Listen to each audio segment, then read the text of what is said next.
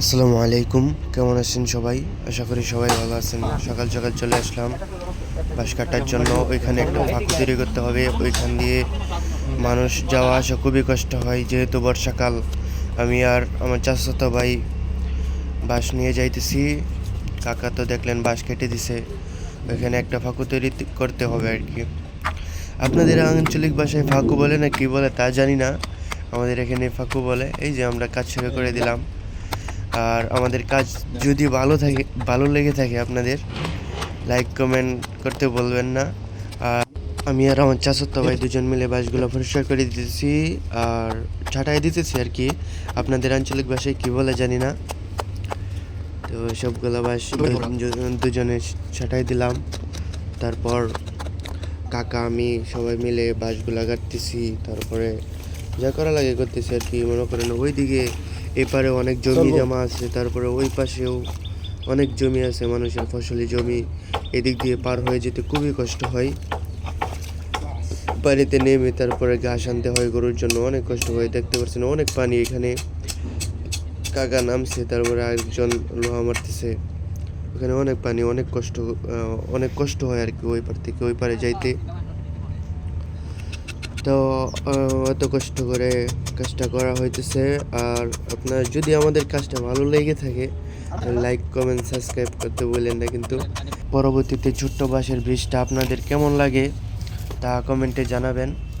আরেকটা কথা, আপনাদের আঞ্চলিক ভাষায় এটার নাম কি বলা হয় সেটাও কমেন্টে জানাবেন। আর দেখতে থাকেন ভিডিওটা শেষ পর্যন্ত।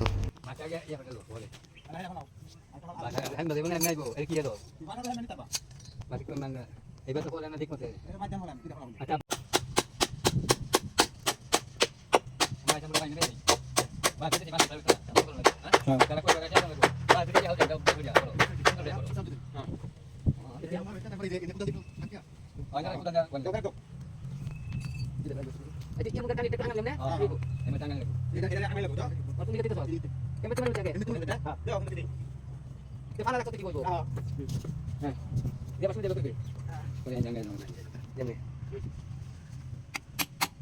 এটা কোন মেটা খালি মাথা চিন্তা করে কর।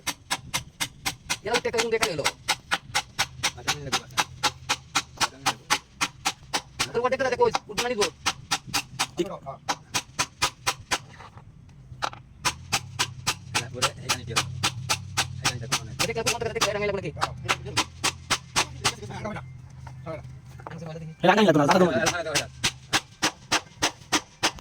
এরা দাদা দিলো বাস না তাই দিত না বান্দে তাই গো হেলো সেটা কইলো সেটা কেসা তো লাগু সেটা যা যা কেসা যা